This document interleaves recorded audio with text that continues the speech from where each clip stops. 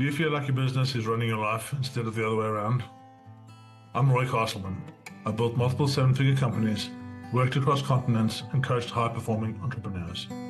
But I've also been completely burnt out. At one point, I was barely seeing my daughter, drowning in stress, and one step away from walking away from it all. That's when I made a decision to build a business and a life that works for me. The journey became Elevate 360, a system to help business owners reclaim their time, find their energy again, and get back in control, without sacrificing growth. And this podcast, Power Movers, is where I share real stories behind that shift. Each week you'll hear from entrepreneurs, founders, and leaders who've walked through the fire and come out the other side with clarity, courage, and a system that works. If you're ready to build a business that gives you more life instead of taking it away, you're in the right place. I'm here with the amazing Scott Abbott. Thank you very much for joining me, sir. I do appreciate it. Let me just tell you a little bit about Scott, and then he can do some more introductions. I met Scott, what's it now, 3 or 4 months ago? It seems like forever. It's just like I've known you for years, and we get on really well. I think we're good friends. And Scott actually runs a company called BOS UP, and BOS UP is a business coaching organization, and he uses an operating system called 90, who's run by his brother Mark.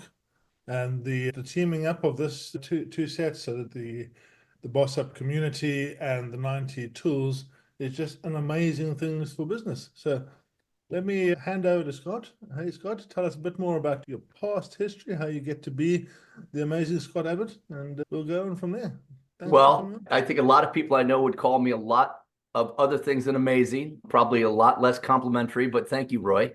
And likewise, my admiration for you and appreciation, kudos is extensive. I'm a big fan. And yeah, it's funny because we've known each other now for a few months, and this is a compliment. It seems so much longer. It does. It really does. We talk weekly almost, and sometimes more. And it's been longer because the depth and breadth of our conversations, what you do, you're like a Machiavellian dude, man. You are deep and resonant, and the work you do and how you do it, your personality, just a big fan. And thanks for having me on the show today. And again, thanks for being in our community and all the things that you do. Yeah, I call it Scott Abbott 5.5. So I started BOS UP a couple of years ago, very focused on building a great solution in complement to 90. 90 is a world-class, innovative, cloud-based business operating system. The company's actually been around for about 10 years. We've got about 15,000 plus companies around the world, about 50 countries, a couple few 100,000 users. And what BOS UP does is we basically are a membership organization for independent coaches, and we provide a solution and community to help them learn and bring BOS UP and 90 into their practice, and then from there help them to deliver through sessions and coaching and training and facilitation the BOS UP 90 solution as part of their practice in order to generate additional impact and income for them and for their clients. And I started this about a couple of years ago after 30 plus years in business as a founder and entrepreneur. I've had a few of my own companies, some not so successful, some we did pretty good. And I've also spent some time with some of the big companies in the world, IBM, Microsoft, SAP, on the tech and partnership front. And then I've consulted and implemented systems and strategies literally in hundreds of companies along the way. And I've been honored and blessed to work with thousands of individuals. And today I, again, spend a lot of time in BOS UP, but I also have my own investment and coaching company where I get a chance to provide business and executive coaching to startups and small companies, as well as large organizations on a global level. And that's how I, again, through BOS UP, got to meet you. So I live here in Indiana, and I could go and probably sing a little bit of a John Mellencamp song, but I won't. But that's my story, man. Cool. And we met, I was looking at, how do I take the 90 operating system out to clients. I've used it for a lot of the time that 90 has been running. Yeah. I first came into it to probably 2017, maybe. And maybe at the 10th year, you'll get some type of a gift in the mail, a little basket and a card and a hat and a shirt. We'll see. Yeah, my 90 t-shirt, maybe. And yeah, I love it. I think it's such an awesome system. And the thing that really inspired me to join you guys and to work with the community is this idea that we can take such good tools and we can provide these tools to small to medium-sized businesses. It's no longer just the remit of the big companies that can really afford 60, 70, 80 grand initial coaching fees and then ongoing fees on top of that. We can bring this to people that actually need it. And this Yeah. really inspires me is this idea that business owners are pretty awesome. I think we're an awesome bunch, right? Yeah, and I think we deserve to live the life we love. We Yeah. deserve to be able to go one of the things we get on really well with is we have very similar views on all this. Love traveling, love seeing other people, love teaching people, and I think that just really feels good. It feels right. Yeah, we like to have fun with it, to your point. And thanks to Boss Up, because 90's a software company, 90's a platform. And like most industrial grade, enterprise strong, robust software, it's hard to self-implement. And as the expression goes, you can't read the label from inside the jar.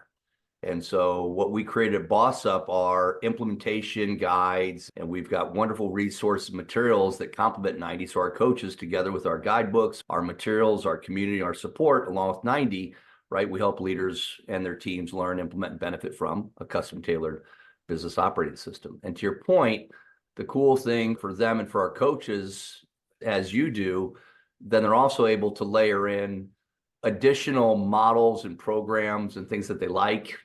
AI, breath work, leadership skills, right? Some are more focused on the economics, M&A, exits, right? And that's cool.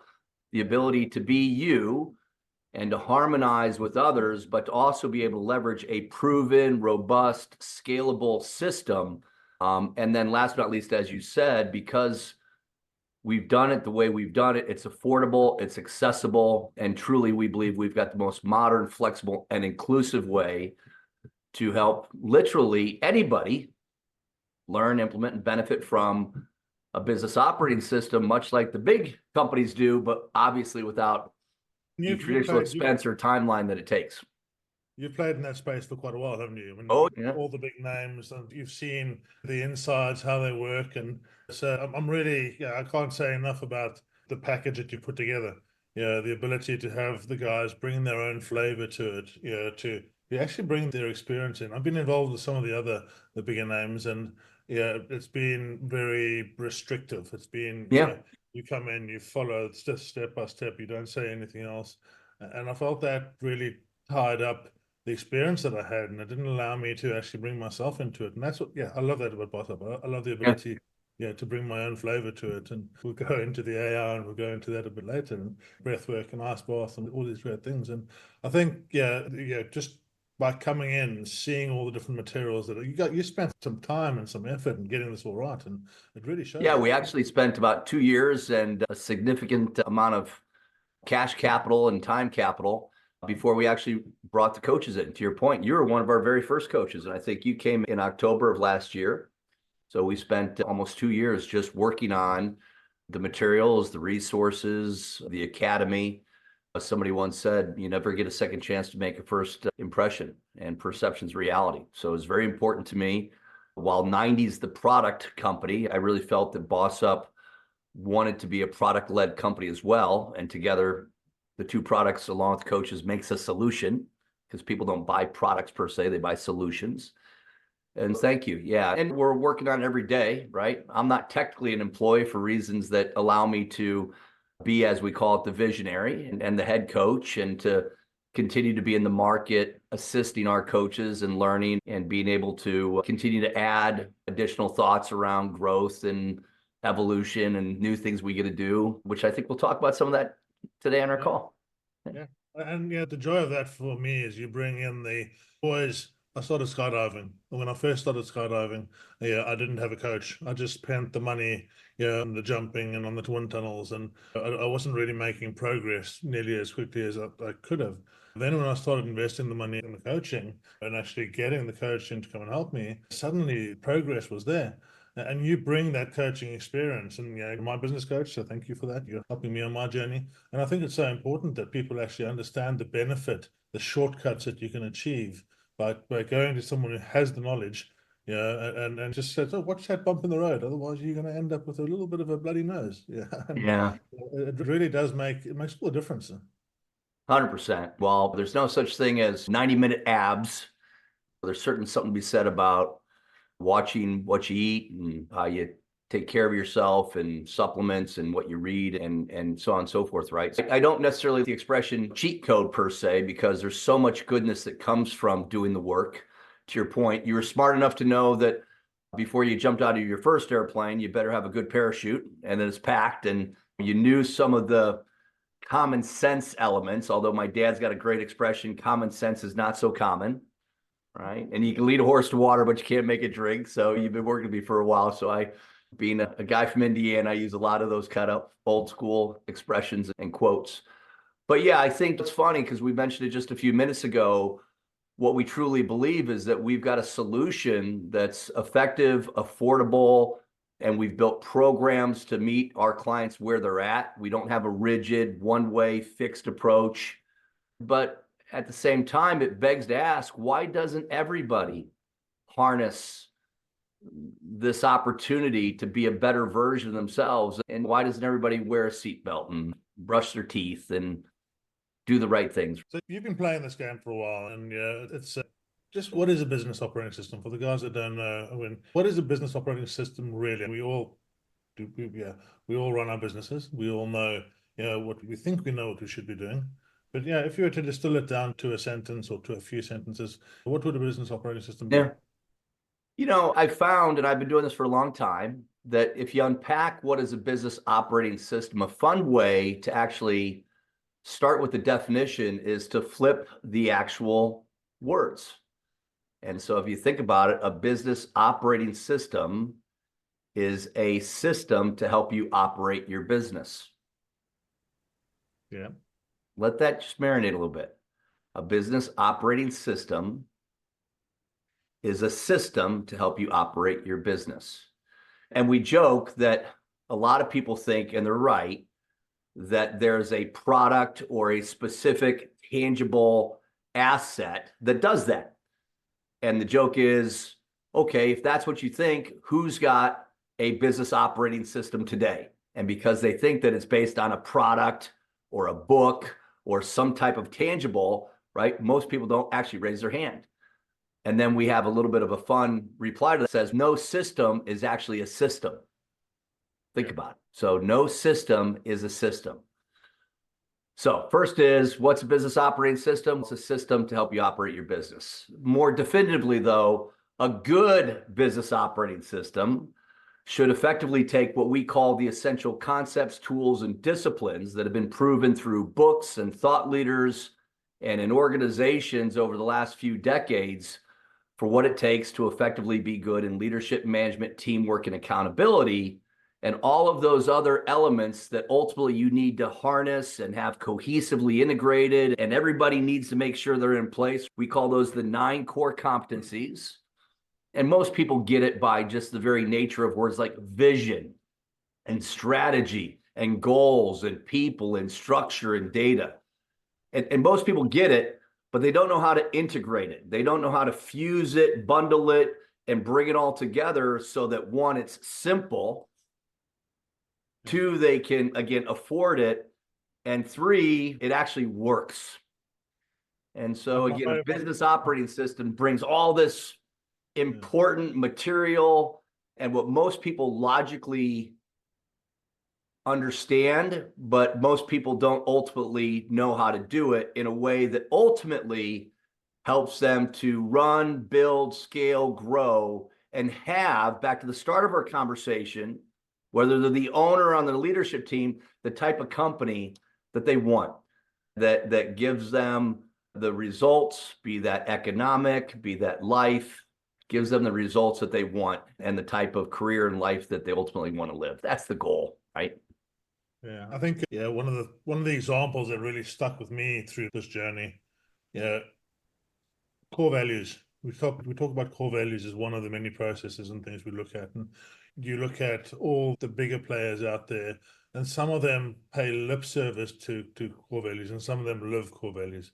And the difference in doing that, until you actually dig into this stuff, you just don't You have no idea. So do you get your staff in based on their core values? And then do you hire and fire based on those core values? And do those core values further your vision? Do they further your goals? Does it bring everybody together? And I've always seen core values as honestly just a pain in the ass until I started doing this work, and I'm like, I get it now. Yeah, why do Yeah. these people have these core values? And to me, that was really a strong way to think about how these business operating systems can actually make a difference. Is you might have heard the words, but do you know the meaning? And I think to your point, and that's a great example because I would also complement that, to use the term yin and yang. And most things I would say are and both, not an either or. You're completely correct, but I complement that to say, but you also need performance, right? Values, irrespective of performance, can actually be troublesome.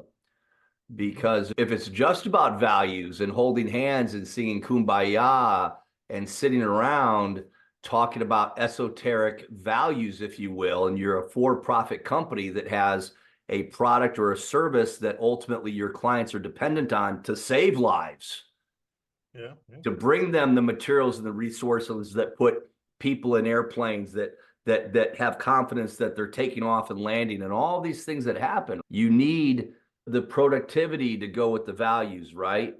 You need vision to have execution. You need, and on the flip, performance without values, right? Profit without passion and purpose. Yuck. So the beauty of a great business operating system, to your point, is that all of the essential concepts, tools, and disciplines are respected and inspected, and that through a hopefully a simple, effective, and visible way, you ensure to the best of your abilities that you're taking care of what you're supposed to take care of. Yeah. Control the controllables, as we like to say. And that piece of, I think a lot of business owners, when they start looking at this, think, and I was guilty of this. I was like, okay, I got a highly, very expensive coach from one of the other providers in, and he came and sat with us, and I thought, okay, I'm going to do this for 3 weeks, and I'll do this for a little while, and then it will be done. And it's not, though. It's an ongoing process. It's a new way you live your life. It's a new kind of, it brings a new passion to what you're doing as well, because it opens up your own understanding of these things, and it opens up realizing your whys and understanding, okay, if I don't get everybody to row this boat in the same direction, then that just doesn't work very well. But when you start doing that, 100%. Yeah. That's why I think this concept of work-life balance is a bit of rubbish, right? You live. And to live, you work. And to work, you ideally want, right, a job. Not everybody can have the picture perfect job that mixes passion and purpose and income. Let's be real and keep it honest. But yeah, it's an and both world, and you're hopefully in a system. And again, that word itself is challenged these days, right? That system's got a bit of a negativity to it for a lot of reasons we know. Just pick up the papers or go online and look at some of the interwebs. But as I often like to say, systems don't make things bad. People make the systems bad, because systems are inanimate, right? And they're all naturally flawed because, frankly, they typically are based on models and frameworks that are generic until you do something with them. And then guess who does something with them? These things called humans, right? So I guess it'd be really useful, dig into some of your history and some of your knowledge, and give us some of the type of clients you've worked with, and how coming in to an organization that hasn't got it working and applying a coach with business operating skill set, but also with the knowledge and the background, having used it. Give us some thoughts on companies you worked with and how it's changed their lives and make things. Yeah, thanks for asking. I've been doing BOS UP Strategos for over a decade. I've literally worked with hundreds of companies. I'm approaching 1,000 all-day intensive sessions and thousands of one-on-one coaching. And before that, 3+ decades doing large-scale projects, systems integration with some of the largest tech companies in the world. And what's cool, I could say, is that there's a lot of commonalities. And that's the fun thing about what we do. We take the best of what the big companies do and leave behind the bureaucratic corporate shenanigans, if you will. And then we harness some of that goodness that startups and early stage and that entrepreneurial world does. And again, leave behind some of the kooky things that they shouldn't do. And we've packaged it Boss Up, if you will, along with 90 in a way that while the model and the framework standardize, the coach and then the client customizes, obviously, the answers to the things we've talked about, the vision, their values, their purpose, cause, passion, the markets they choose, the product in terms of its positioning, the type of scoring they want with regards to their objectives and key results and their KPIs. And that's a glorious experience that we get to go through. We do that through a very programmatic, time-tested, proven, methodical type approach that, again, has been based on decades of experience and validation through a lot of projects and companies and other assignments that I've been through and other people have been through. So the cool thing is the Boss Up programmatic guidebooks, materials, and solutions along with 90, while always effectively the same where it starts, literally right out of the box, it starts to change because the coach and the client basically says, hey, let's talk about you and where you want to go and where you're at and what you're all about. And that's always unique. And that's really fun. It's really fun when you can take, it's kind of like milk and cookies and peanut butter and jelly, and you take the tried and the true and the validated, and now you immerse yourself and you get this wonderful togetherness where you coach and consult and counsel and teach and train and advise, if you will, to come up with what are the right solution for them, the client, if you will, going forward. And yeah, it's been a wonderful blend of leveraging my past experience in big and small companies, having been a founder myself, screwed up, failed up, messed up, had some success too, I can say. And then coupled with our partners at 90. What's that? We've had quite a bit of the success thing. Well, like most humans, right? We have good things and we have not so good things, right? I'm always growing, right? If I ain't growing, I'm dying. So that's what's cool. But yeah, it's been a wonderful blend of experience and some really smart people who have come together and put the solution in place. And then for the type of companies we serve, again, startups, early stage, scale ups, mid-market, it's really fun, especially when we can serve companies that are so busy, so entrenched, so focused on delivering what we call in the business that they never have a chance to rise up and work on the business. You follow me? Roofers, plumbers, companies that are shipping products, bending and building things that will claim that they don't hang out in classrooms, and they haven't necessarily had the blessings of education in the hallowed halls, if you will, because that's what's cool. We keep it simple as best as we can. They know that inside of our solution are what we call the concepts, tools, and disciplines that we didn't make up, right? Smarter people than us, we brought it together. And so everybody just has a sense of confidence and awareness. So again, irrespective of the size or the product or the place that company is, they're able to leverage this and make it their own, is the really cool thing going on here. You've worked a lot with construction. I know you've worked with quite a few roofers and stuff. Yeah, if you were, let's say, for example, to get into a reasonably decent roofing company that just had a couple of elements, let's say the vision was off, maybe not putting the correct emphasis on the people. What would you see that would be resulting in the company not achieving, and how does you coming into that situation, have you got any kind of examples of that type of stuff where? Yeah. So again, no one over to the Boss Up porn, but we've built these customizable guidebooks, right? That literally, I joke that they're like glorious picture books. And so the coach, along with the client, can literally, to your point, look at all of the essential concepts, tools, and disciplines. We also call it the 9 core competencies. And they're able to do, let's call it a gap analysis, right? Between ideal state, we also have assessments, and where they're at today. And so let's just say that they, on a scale of 1 to 10, they get a 4, or they get a 5. And then basically we look at why is there that gap and what is it? Is it a people issue? And the people don't necessarily have confidence that they know exactly what their roles, accountabilities, and responsibilities are. They don't know how they're measured. They don't know how to report.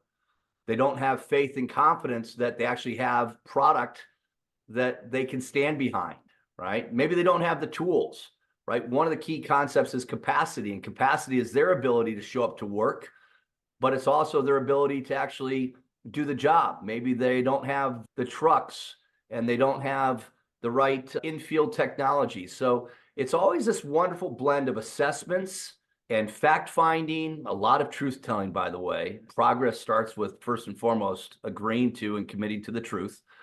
One of the ground rules that we have inside of BOS UP, we said it right at the very first session, is let's keep it clear. And clear is the word itself. We're always looking for clarity, but it's also an acronym. And the acronym stands for collaborative, logical, empathetic, authentic, and resilient. And if you commit to that ground rule, if you will, because inevitably you're going to have some conversations that are a little tough, right? You're going to be talking about people. You're going to be talking about shortcomings. You're going to be talking about challenges and issues.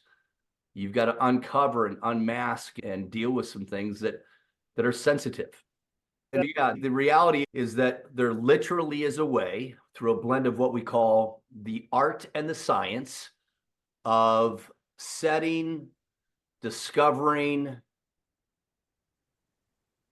debating, dialoguing, discerning, if you will, what we have and what we don't have, where we want to go, and then collectively as a leadership team, figuring out the best and right way to get from here to there, depending on what is their definition of here and there.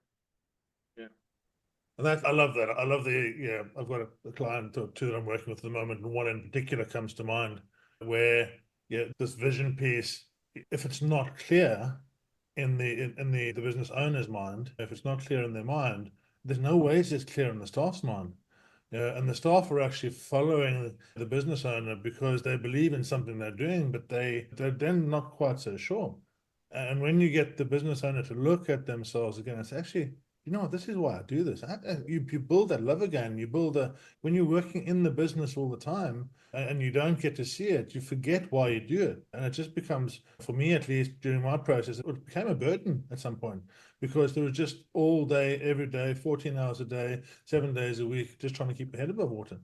And going through this process got me to a point where actually I can work 5 hours on a Wednesday, and the companies can run sometimes more effectively without me there. I'm the classic visionary and not the integrator. This is understanding your own limitations, understanding Right. who you need to help you with it. Is really, I think that's a starting point for so many of these business owners, is actually understand a little bit more about where they are. Right. And then what was it? The Alice in Wonderland, right? Any road will get you there if you don't mind which road, where you're going, right? But to your point, let's just take that word vision, right? In our system, as vision's a big word, right? It can get you in a lot of trouble because even like business operating system, what does that mean? What specifically? And in our world, there's a host of elements and components and compartments to vision. Compelling, audacious. Jim Collins calls it the BHAG, right? 3 year, 1 year, 90 days, weekly. And then we have scorecards that help to validate what we call the leading versus lagging indicators. Then we ensure that we've got standard operating processes. And so the challenge is, a lot of times when I use some of this terminology, people are like, oh, you're going all corporate. Oh, that's what all the big yeah. I'm like, it doesn't have to be that way, though. You can make efficiency and effectiveness taste good. Number one, you got to rewire your brain a little bit and say, a rose by any other name, right? Just because we use certain terminology doesn't mean that you as an organization have to look at it that way. Do we like to measure things? Yes, for the right reasons. Do we believe in efficiency and effectiveness? Not because we're hard-charging corporate jerks, but because we understand that by doing that frees your people up to maybe go home a little earlier. It frees you up to have this concept called discipline equals freedom. And so you're trusted and entrusted more, right? If you got a great business operating system and you're making more income, that also means maybe the quality of your life, and maybe you get an extra bonus and you get an opportunity to take on more or less responsibility. You with me? And so it's so important why we have coaches and the software is it's a blend of and both, right? Context and contextualization and nuance. It's like hard and the soft got to go together. Because if you don't understand the nuance and the contextual and you just say that's what the code says, you're going to miss a lot of things. And if you don't have the code and all you have is the context, again, vision without performance, then again, you're going to find yourself in trouble as well. Yeah. The harmonization, the fusion, the integration, and the alignment of great software, great coaching, And the collaboration that happens between coach, software, and the leadership team, that's where the magic happens. And I think there's some real hidden magic that's happened for me over the years. And the more I get to it, the more I appreciate it. The system is built to enable proper communication. It's built to really open up communication for your company. And I just look at meetings for me. I used to hate meetings. I just detested meetings. I'd go into a meeting, I'd sit there, I've been paying 10 or 15 people, they'd all be sitting in the meeting, everybody would have their say, yeah, and we'd leave the meeting and nobody would do a damn thing. You would come back in 2 weeks and have the same meeting again. Yeah, and for me, it was just such an eye-opener. Get everybody in the company in a meeting. Make sure they're all following a set structure. Make sure we come out of it with the correct to-dos and everyone knows what they're doing. Make sure we address and deal with issues in the right way. So we're looking at the most important first and settle everybody in. If you're in a leadership team, maybe you're doing a 90-minute meeting. And if you're lower down the tree, maybe you're doing a 45-minute meeting. But just make sure everybody has a voice. And once people are heard, they get so much more engaged. I don't know. As a kid, I grew up in London, and this is a true story. My brothers egged me on to eat like about 35 Brussels sprouts. And back in the day, it was just my mom made Brussels sprouts with butter. And today, man, you go to a decent restaurant, the Brussels sprouts are made like freaking candy. It's got brown sugar. They're not even Brussels sprouts anymore. And that's what we do in meetings, right? Yes, meetings can be laborious and yuck and gross and long and stupid and why am I here and et cetera, et cetera. And if you do it right, though, meetings can be fun. They can be incredibly productive. They're necessary. Come on, let's just be honest, right? But in our system, it's a blend of addition by subtraction, right? Less is more. Do it really well and then do it better. So yeah, you just hit another nail on the head in terms of incorporating, blending, harmonizing what intuitively, even if people haven't been blessed to work for or read or go to school, I'd say a lot of people, just because of movies and television, if you just walked into a company tomorrow or started a company tomorrow, you know some of these things just by osmosis and natural Darwin human nature. You follow me? Now, whether or not you want to do it or not, and that's the beauty you said earlier about Boss Up in 90 and what we have. Let's be honest, why wouldn't you leverage and utilize a model, a framework, again, a proven system that gives you the insights and the feature functions and benefits that other people have spent, for example, in 90, right? Since 10 years now, I think it's probably well over $30 million, give or take, has been put into the code if you include all of the research and development, the human capital, right? And it's $16 a month for a license. Just that right there, $16 a month for approximately maybe 30 million bucks of code built over 10 years. And inside of that's got all this wonderful goodness. So I don't need to learn all that stuff. I don't need to know how to be a pilot and enjoy flying on an airplane and benefit from it. Yeah. I don't need to conduct open heart surgery myself. Let other people do that for you. So yeah, meetings is another one, right? The list goes on about things we don't necessarily need to be awesome or experts at, but we need to appreciate and understand that we need to do what we need to do to be good stewards in terms of how to run, build, scale, manage a company. It's that thing, right? If you see somebody doing it, then model yourself on that. And this is when somebody comes and knocks on the door and says, right, here we are, this is the system, this is how it works, this is proof we've got of it, here's some referenceability and all these things. I've always been of the understanding that I don't try and reinvent something myself, for sure. Why? You and I vehemently agree. So why would you think, again, that's kind of like the old joke, 4 to 5 dentists say don't chew sugar gum. You're like, who's that 5th dentist? Obviously he's looking for job security because he's the one that says chew it and then come see me. But what would you say? We obviously believe what we just both said, but why would you say if the world knew there's this affordable, effective way to harness and leverage everything we just talked about, what are your reasons that you think people don't do it? Why wouldn't they then embrace and take advantage of a solution that they know they can actually afford? What's getting in the way of these people? I think 2 things get in the way. Firstly, people don't know. Right, you get so caught up when you're in the trenches and you're, like you said, in the bottle and you can't read the label. They don't know. They don't know it's there. And if they do know it's there, the first thing that comes to mind, the first thing that came to my mind, my situation, I was running two IT companies, and I was about to acquire a third, and I just could not see how I'd get the time in the day to acquire the third. At that point, I had to make a decision. Do I just, I hit the total glass ceiling, couldn't get up anymore, so I had to go learn some more. And I dug in, pulled out rather large checks, signed it for the coaching. And then it was like, okay, I can actually learn some more. So I think as entrepreneurs, we have this bit of a weird thing. We sometimes think we know more than we actually know. We don't want to go out and ask for help because we should be able to do it ourselves. It's a bit of a pride thing, or it was for me anyway. And then we just don't know what we don't know.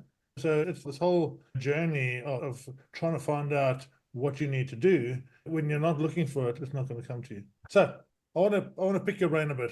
I think I'm super interested. We're going into this age of AI, and it's really coming ahead. And I think even in the last 3 or 4 months that I've been working with you, I've seen you coming to it more and more. Where do you think it's going to go? What do you think is the future of some of the AI out there, and what are the use cases that? And I very much know that you look at this from another point of view as well. You have to do the work, so you can't have AI do the work for you. And I agree with this. But what's your overall view? I'm quite interested too. Yeah, it's funny. I'm having a little bit of deja vu because I was front and center in the whole .com era. As the joke goes, right after Al Gore invented the internet. Insert laugh track here.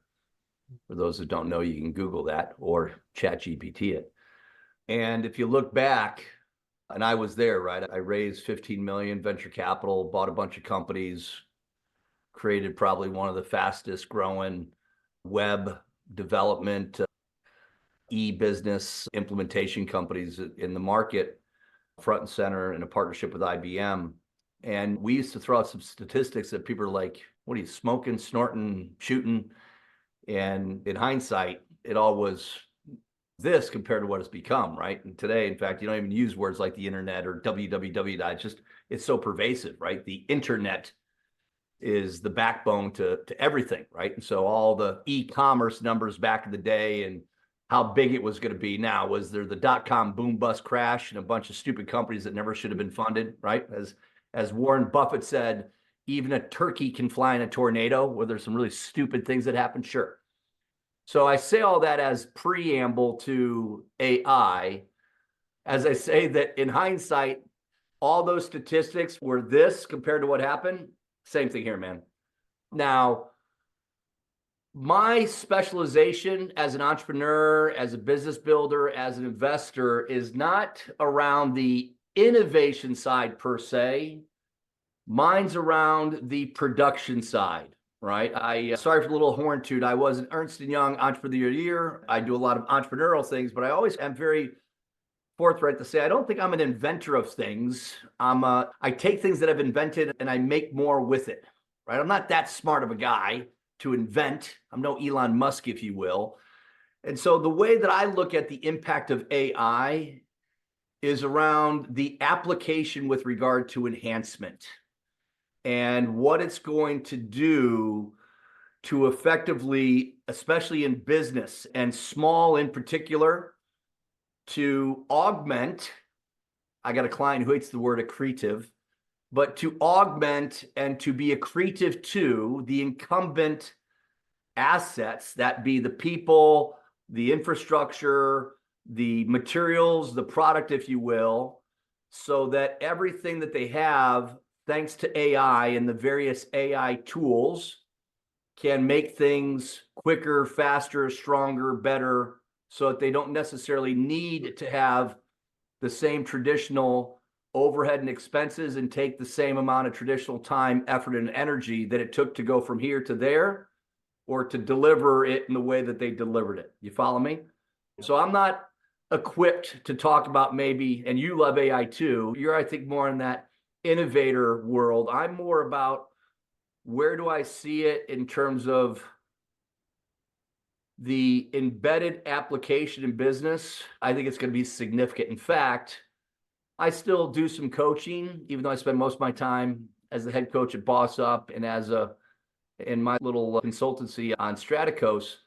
But I highly recommend that literally and this is part of what we teach at BOS Up at Inside of 90, that all the leadership team and the functions have what we call roles, accountabilities, responsibilities, and typically it's 5 to 7, and you focus on the 20% of your work that generates 80% of the results. And I've been encouraging the last 6 months, as you said, that everybody should have AI as one of their RARs. RARs, the acronym for roles, accountabilities, responsibilities.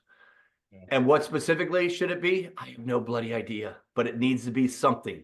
And you should be knowing where, how, what, when, who is AI, what's available and will be available for AI to positively impact the production side, the performance side, the delivery side of your function, and then the holistic functions, if you will, of the organization. That's my answer. But I think it's going to be significant.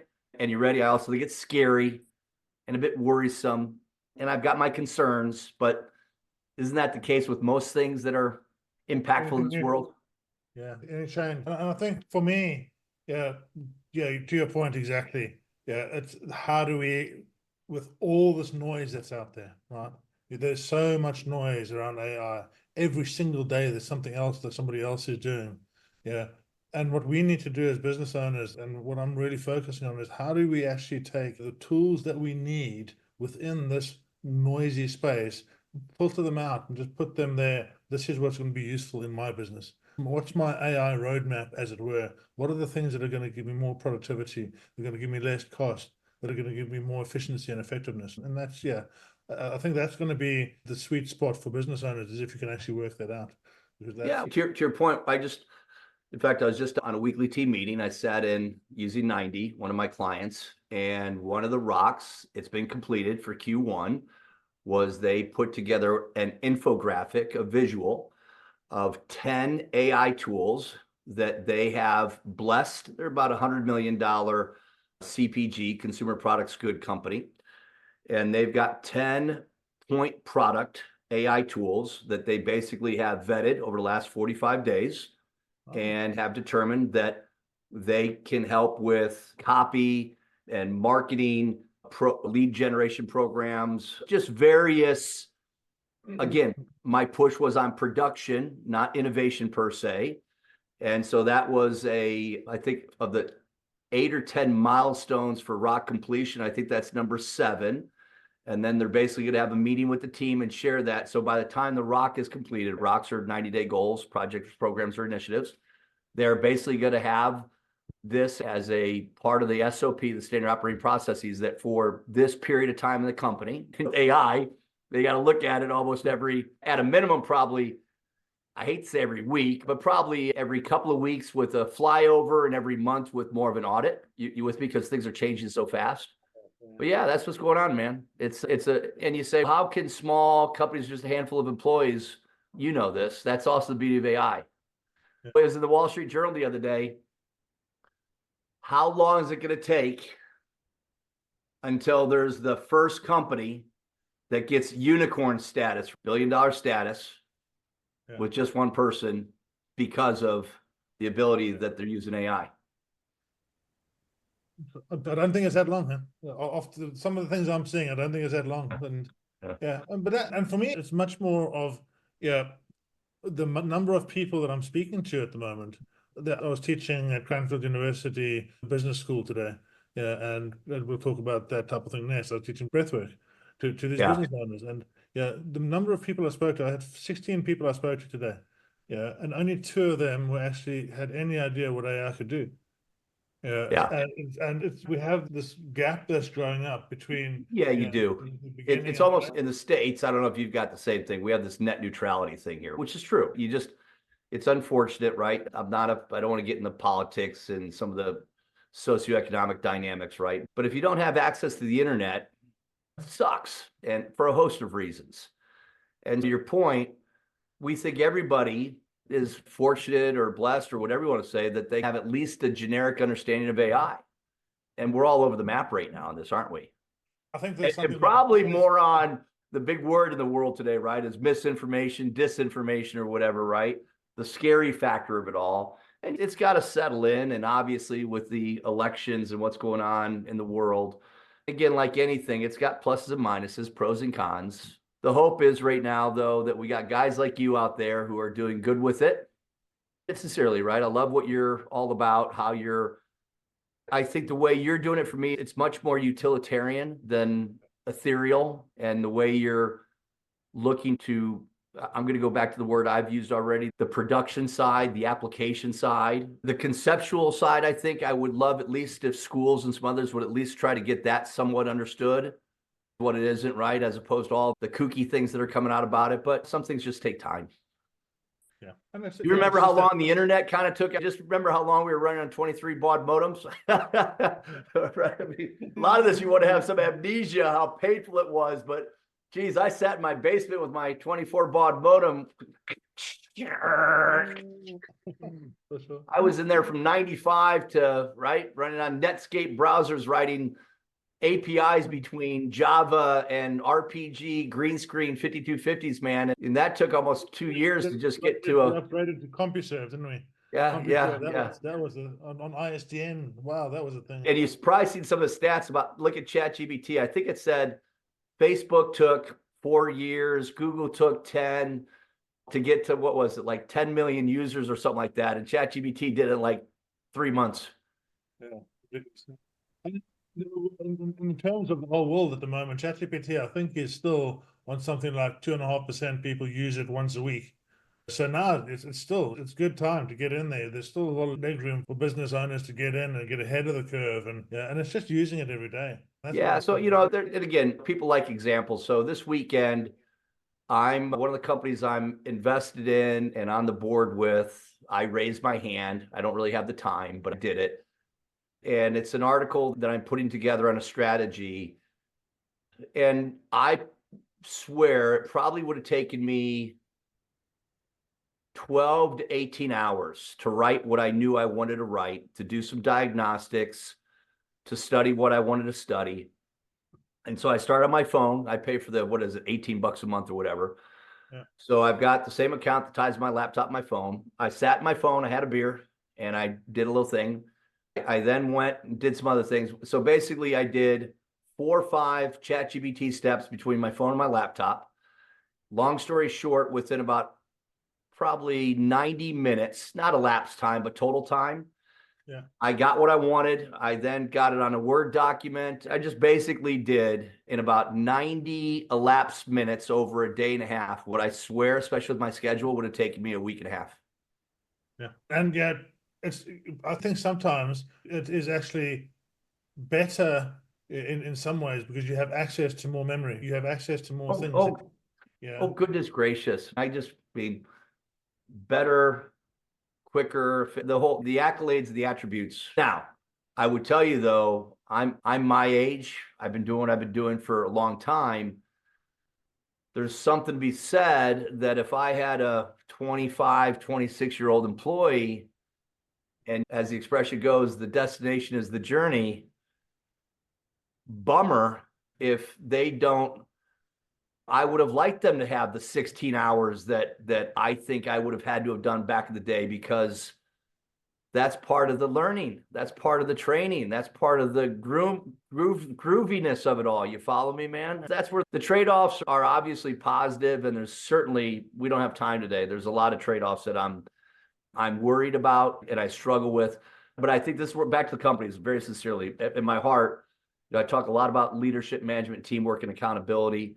And I think the more AI, and even back to business operating systems and running companies that can self-run, right? The more better we are, AI and run companies, ideally that frees us up to be better versions of leaders and individual coaches and mentors, and just really being there to upskill, cross-skill, teach.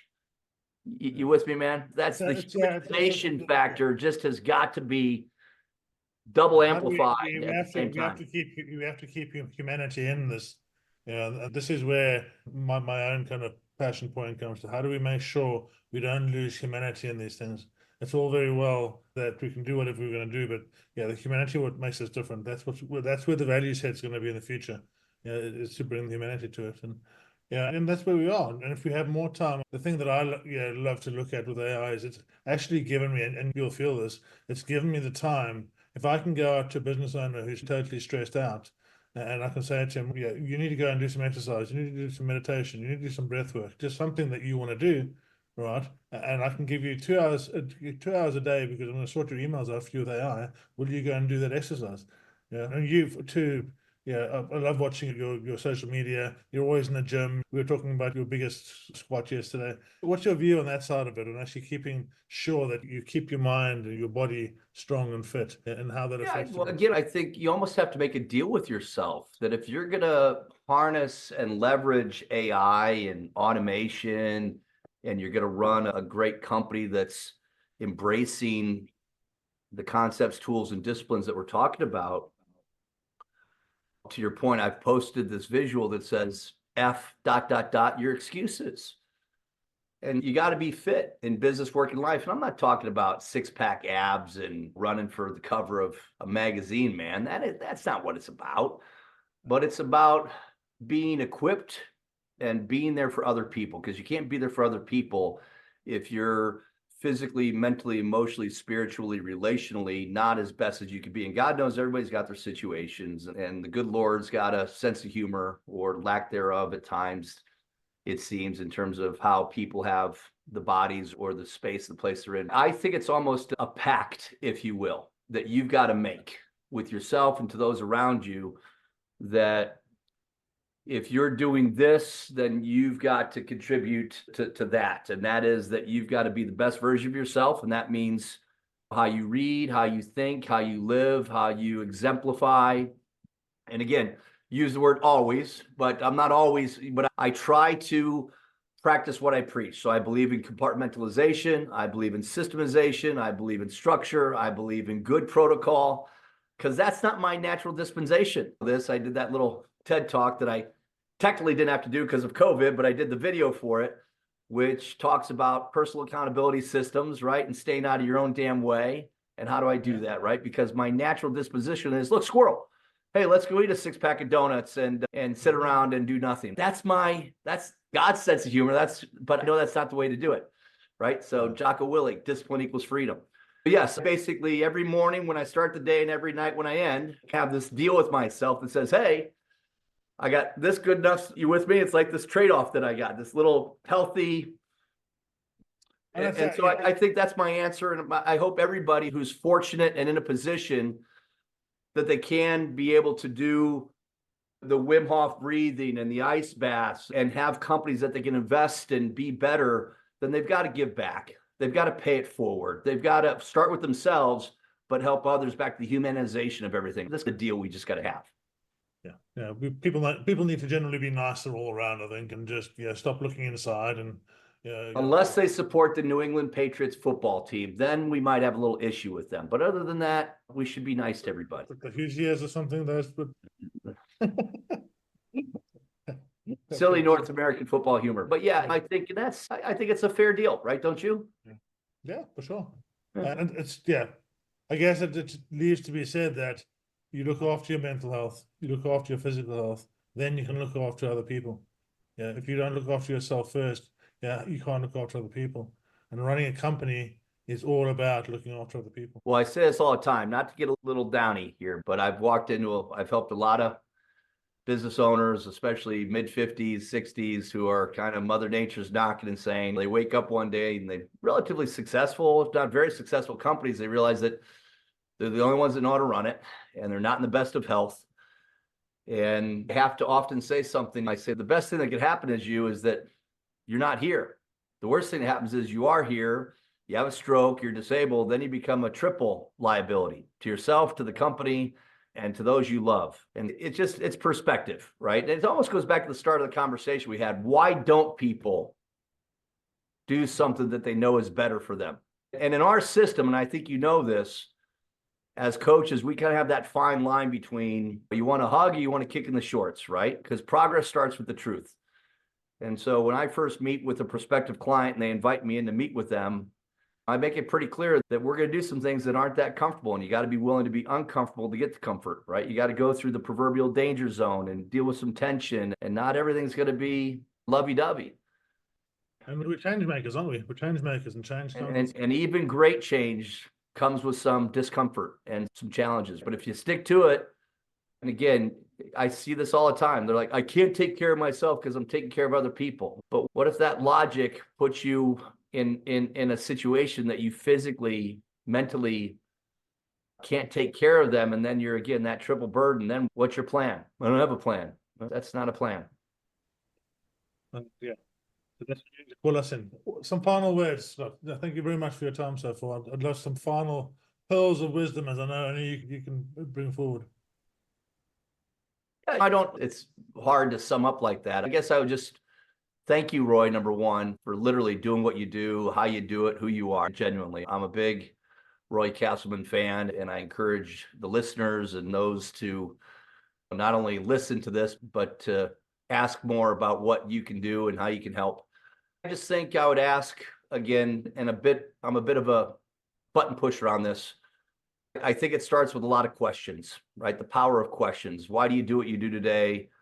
Why do you exist? Why do you want what you want? And I think if you really just go through a really honestly candid and forthright and sincere questioning of yourself, your situation, where you're at, where you've been, where you want to go, and you realize that things can be better, and you know that there's a way that can help you make it better, why wouldn't you make it better? And I'm not just saying because of stuff that you and I do, but just simple things. Maybe it's just something. James Clear wrote a book called Atomic Habits, and he calls it habit stacking, right? You don't leap into results, right? You build habits and process, right? That's how you get to results. So I would just encourage everybody to think about a couple of things. Number one, in fact, here's God's truth. There's only 3 things you can do to improve your situation. Start doing something positive that you're not doing today. Stop doing something that you shouldn't be doing today, and do something better that you're already doing if it should be done better. That's it. But just think about something in your world today that you should start doing that you're not, that you know will be good for you. Yeah. Stop doing something that you shouldn't be doing. And what is something that's good that you know you could just do better? Think about those 3 things, write it down on a piece of paper, and don't overthink it. Just come up with a couple of things and get those done. Start there and see what happens, and maybe you get some momentum going, and from there, you build on that momentum and get a little more progress. So that'd be my final thought. Thank you very much, Scott. Really appreciate everything. Thanks, Roy. Keep rocking, man. See you around the... Thanks for listening to Power Movers, the podcast from All the Power, where our mission is to help business owners reclaim their time, reset their energy, and live the life they love. If this episode sparked something for you, your next step is simple. Take the fit check at allthepower.co.uk. It's a short clarity tool that helps you see where you are, what's getting in the way, and what might be possible if you have the right system. When you're ready, come and join the tribe. Power Movers start with our signature framework called Elevate 360, a system built to help you escape survival mode, create structure, and move forward with power. Just remember, everything we share here is based on real stories, experience, and frameworks. It's not personal business advice. Always speak to a coach or advisor before making big decisions. Because in the end, it's about more than business. It's about building a life that you actually love. I'm Roy Castleman, and I'll see you in the next episode.